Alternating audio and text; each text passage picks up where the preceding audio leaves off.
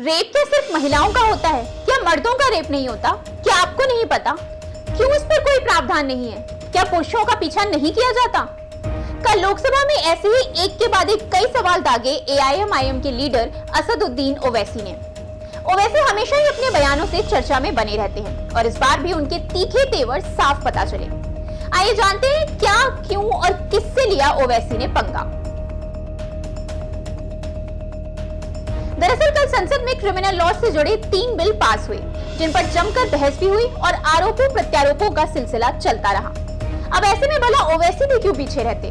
Bill पर चर्चा के दौरान हैदराबाद सांसद ने मर्दों के साथ हो रहे अपराधों पर भी सवाल खड़े किए और बिल को जेंडर न्यूट्रल बनाने की बात कही।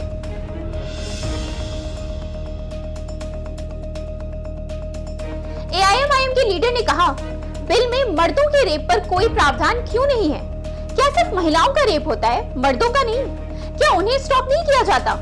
जब उनके इस बयान पर कुछ सांसद मुस्कुराने लगे तो वो बोले, आपकी यह हंसी साफ साफ बता रही है कि आप जानते हैं किसका रेप हुआ है। पर्सनल एनेक्डोट शेयर करते हुए उन्होंने ये भी बताया कि कैसे 2 पुलिस वाले जिन्होंने 1999 में उन्हें बुरी तरह पीटा था, बाद में तेलुगु देशम पार्टी ने उन्हीं दोनों को आईपीएस ऑफिसर बना दिया। मुद्दे पर गर्माकर छाती पीटते हुए ओवैसी ने हुंकार भरी, मैं मरने के लिए तैयार हूँ, तुम मारोगे क्या? बोलो, बताओ कहाँ मारोगे? मैं डरने वाला नहीं हूँ। अरे तुम्हारी गोलियां खत्म हो जाएंगी लेकिन मैं जिंदा रहूंगा। यही नहीं बल्कि उन्होंने बीजेपी पर जिंदगियां बर्बाद करने का आरोप भी लगाया। क्लॉज 59 में लव जिहाद पर बात करते हुए ओवैसी बोले, आप इसे साबित ही नहीं कर पाओगे। आपको इसमें बताना होगा कि पहचान छिपाकर रिश्ता बनाया गया है। अगर किसी का नाम मुसलमानों के नामों की तरह कॉमन होगा तो क्या ये क्लॉज एक्शन में आएगा? उन्होंने अडल्ट्री और होमोसेक्सुअलिटी को निकाल देने पर भी बीजेपी पर सवाल उठाया और कहा, भले ही मैं मजहबी तौर पर इन चीजों के खिलाफ हूं, लेकिन आप सहमति से संबंध बनाने के अधिकार को कैसे खत्म कर सकते हैं?